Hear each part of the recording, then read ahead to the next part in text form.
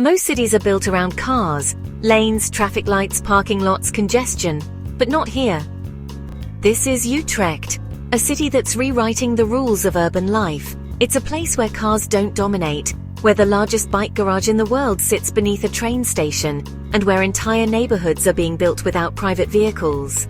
What makes this small Dutch city so bold? How did it go from car-choked streets to one of the most bike-friendly places on Earth? In this video, we'll explore how Utrecht is designing a future without cars, and what the rest of the world can learn from it. Tucked in the heart of the Netherlands, just a short train ride from Amsterdam, lies a city that doesn't usually make headlines, but probably should. This is Utrecht, home to around 360,000 people. It's one of the oldest cities in the country, and also one of the most forward-thinking. While tourists crowd the canals of Amsterdam, Utrecht has been quietly building something remarkable. A city not just of old churches and charming bridges, but of bold experiments in urban design. Here, space is limited, but imagination isn't. And that's exactly why Utrecht might just be the most important city you've never heard of. Back in the 1970s, Utrecht looked much like many other growing cities. Wide streets packed with cars, noisy intersections, and neighborhoods cut off by heavy traffic. But beneath this modern bustle, a crisis was unfolding. Traffic accidents were rising sharply, and the most tragic victims were often children. The growing number of road deaths sparked outrage across the Netherlands. Parents, activists, and everyday citizens came together in a powerful movement called Stop de Kindermoord, or Stop the Child Murder. Utrecht was at the heart of this change. The city's leaders and planners began to listen, and not just with words. Over the next 2 decades, they systematically redesigned the city's streets. Wide, intimidating roads gave way to human-scale streets with protected bike lanes, wider sidewalks, and traffic calming measures. But the transformation wasn't sudden.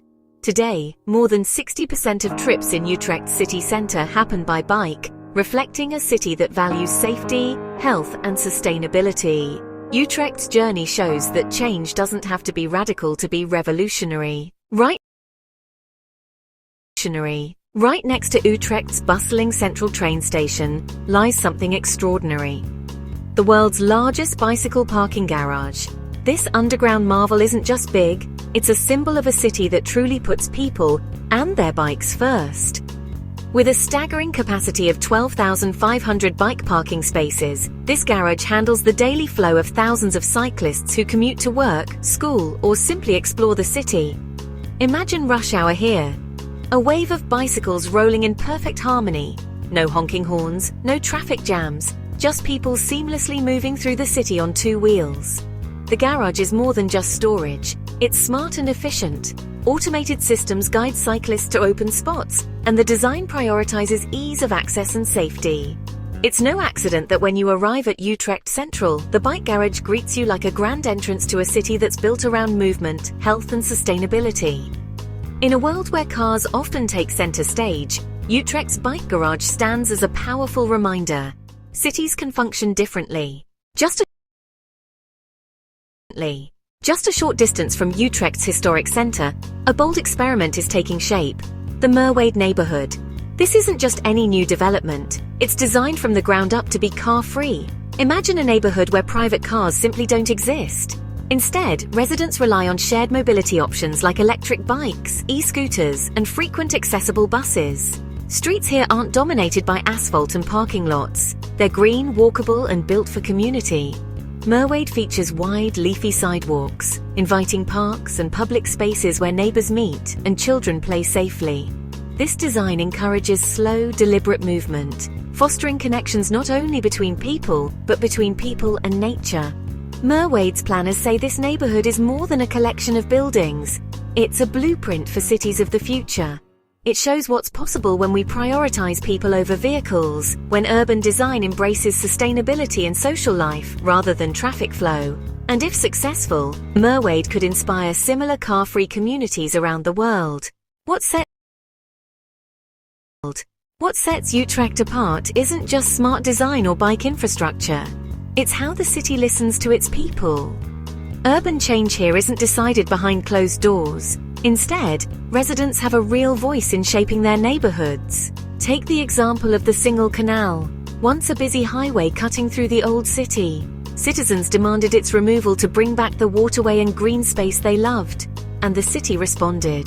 Restoring the single canal transformed the area, creating peaceful public spaces that boost mental health, encourage walking, and foster social connections. This approach builds more than just better streets. It builds trust between people and government. When residents feel heard, they take pride in their city and invest in its future.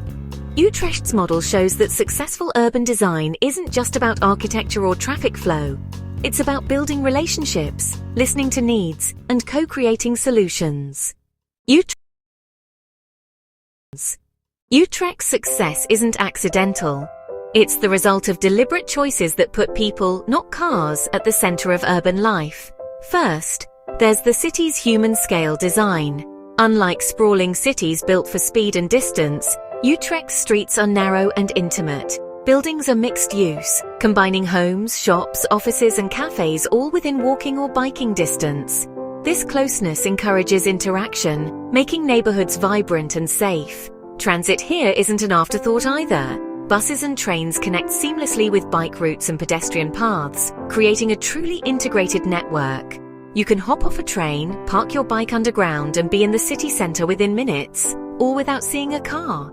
Public spaces are prioritized over parking lots. Instead of large swaths of asphalt, you'll find parks, plazas, and tree-lined streets designed for people to gather, relax, and socialize. This approach doesn't just make the city prettier, it makes it healthier. Cleaner air, less noise, and safer streets improve quality of life for everyone. Every inch of Utrecht's land is used thoughtfully. Rather than dedicating vast areas to parking or highways, the city invests in efficient, multifunctional spaces that serve the community's needs. This is urban design with purpose, a system where transportation, housing, and public life come together harmoniously. Utrecht may be a small city, but its ideas are big enough to reshape the way we think about urban life, even in the world's largest and most complex cities. Take Los Angeles, where vast highways cut through neighborhoods and over 40% of land is dedicated to cars.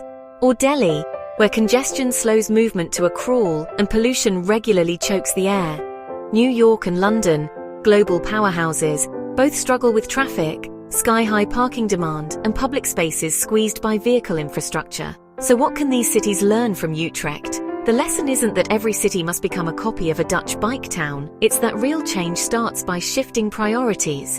Instead of building around cars, cities can build around people. That might mean adding safe, separated bike lanes, reclaiming parking lots for public use, or redesigning intersections for pedestrians, not just vehicles. It's about designing behavior, not demanding it. When walking, biking, or using transit is safer, faster, and more pleasant than driving, people will naturally change how they move. And perhaps most importantly, listen. Ask your citizens what kind of city they want.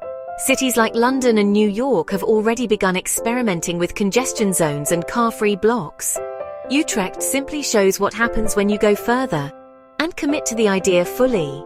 It's not about perfection, it's about direction. And every city, no matter how big or busy, can start shifting toward a more human future. Utrecht isn't a perfect city. It still has challenges, like any place, but it shows us something vital, that cities can choose a different path. By focusing on people instead of cars, it's built spaces that feel alive, connected, and safe.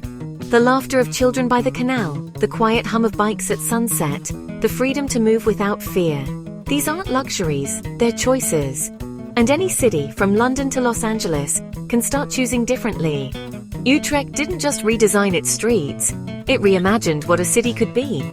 And maybe that's the most important design of all.